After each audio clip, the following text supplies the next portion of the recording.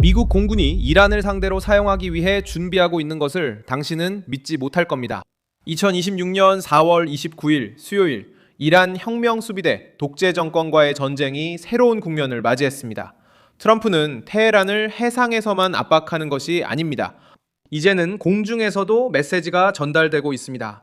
차세대 스텔스 폭격기인 B-21 레이더의 개발이 진전되면서 이란 정권의 군사적 계산을 바꿀 것으로 기대되고 있습니다. 이 모든 내용을 곧 말씀드리겠지만 지금 바로 채널을 구독하셔야 계속해서 정확한 정보를 실시간으로 최고 수준의 보도로 받아보실 수 있습니다. 신뢰의 기준, 밀손 알비스입니다. 미국은 장거리 공격, 낮은 피탐지성, 그리고 매우 방어가 철저한 지역을 대상으로 한 임무를 위해 제작된 항공기의 개발을 가속화하고 있습니다. 미국 공군은 B-21, 이 KC-135와 공중급유를 실시했다고 밝혔습니다.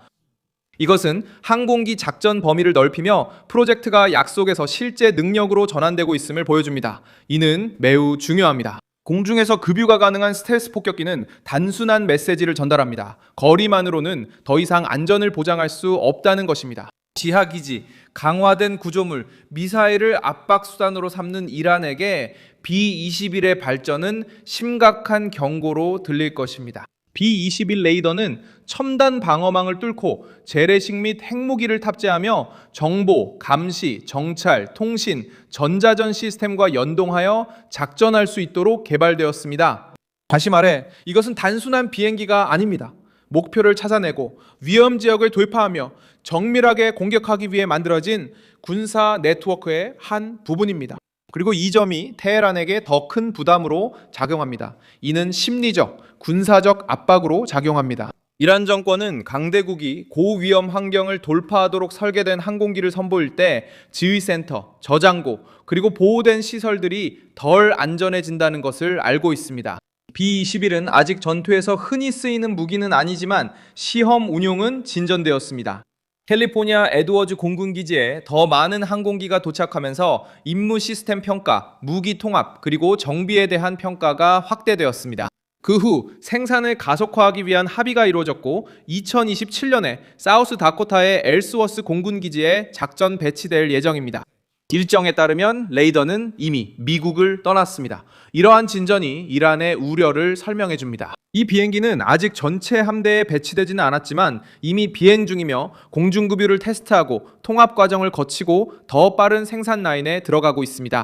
지연, 정치적 소모, 그리고 장기 협상에 의존하는 정권에게는 각 단계가 완료될 때마다 운신의 폭이 줄어듭니다. 테헤란은 강경한 입장을 계속 내세울 수 있지만 상대방은 더 현대적인 군사적 강압 수단을 준비하고 있습니다. 군사 분야에서 이란은 항상 약점을 전략적 기피로 보완하려고 했습니다. 모든 것을 공개기지에 노출시키는 대신 구조물을 분산시키고 시설을 보호하며 방공에 투자하고 동맹 세력을 활용하며 미사일을 지역적 위협 수단으로 유지합니다. 이 논리는 적이 가까이 접근해야 하고 큰 위험을 감수해야 하며 소모를 감수해야 할 때 더 잘 작동합니다. B-21은 이러한 보호받고 있다는 인식을 깨트리기 위해 설계되었습니다. 노스럽 그럼문사는 이 항공기를 장거리 폭격기만큼 강력하며 난공불락의 방어선을 돌파하고 전 세계 어디서든 정밀 타격을 수행할 수 있도록 제작했다고 소개합니다. 이 설명은 왜 이 항공기가 테헤란의 계산에 그렇게 큰 비중을 차지하는지 보여줍니다. 단순히 새로운 비행기가 아닙니다. 이것은 억제 플랫폼이자 정치적 신호이며 경쟁 정권들이 너무나 안전하게 보호하고 있다고 여기는 목표물에 대한 공격 수단입니다. 압박은 석유에서도 옵니다. 호르무즈 해협이 긴장 상태에 놓이면 세계 시장은 빠르게 반응합니다. 트럼프가 이란의 제안에 불만을 표시하는 신호가 나오자 석유 가격이 올랐습니다. 호르무즈 해협이 막히면 정부들은 경계태세에 들어가고 기업들은 위험을 계산하며 이란은 국제 해상 항로를 협상 카드로 활용하려고 합니다. 하지만 이 지점에서 미국의 전략은 더 단호해 보입니다. 백악관은 해상 통로를 다시 여는 것만 원하지 않습니다. 백악관은 테헤란이 호르무즈 해협을 이용해 숨을 돌리고 군사 프로젝트를 계속하는 것을 막으려는 것입니다. 이란은 지금은 교역을 풀고 나중에 핵 문제를 논의하자는 입장을 내세우고 있습니다. 트럼프는 그 반대를 시사하고 있습니다. 구체적인 양보 없이 완화하는 것은 정권의 이점을 넘겨주는 셈이 됩니다. 공군은 이런 상황에서 압박 수단으로 등장합니다. B-21의 공중급유 테스트는 그 사거리를 보여줍니다. 가속화된 생산은 긴박함을 보여줍니다.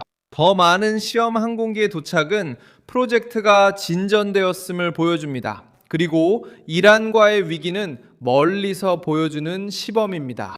테헤란이 분쟁의 핵심에서 양보하지 않으면서 봉쇄의 대가를 줄이려 할 때 보내는 메시지입니다.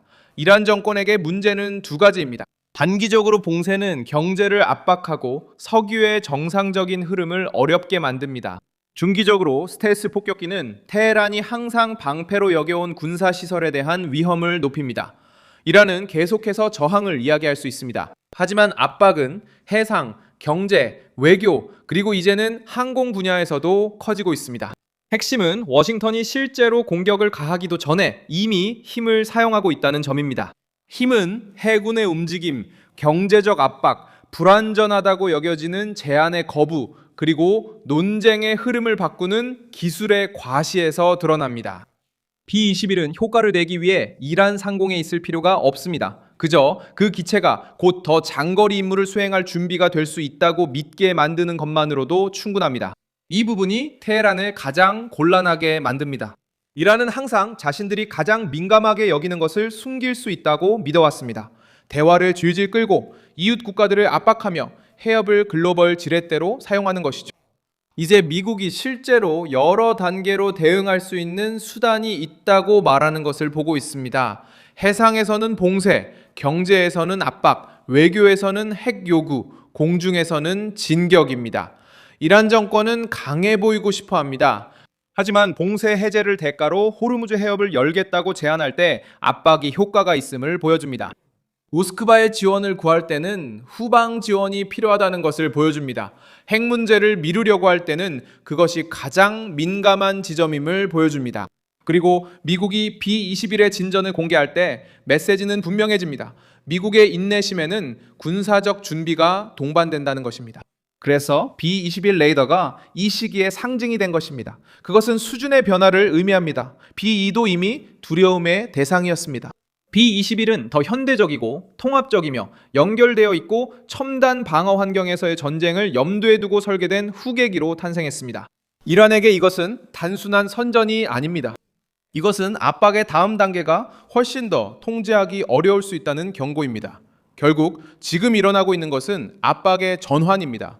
이란은 압박에서 벗어나려고 시도합니다. 호르무즈 해협에서. 하지만 미국은 더 큰 신호를 내놓습니다. B-21 레이더가 전진하고 있습니다.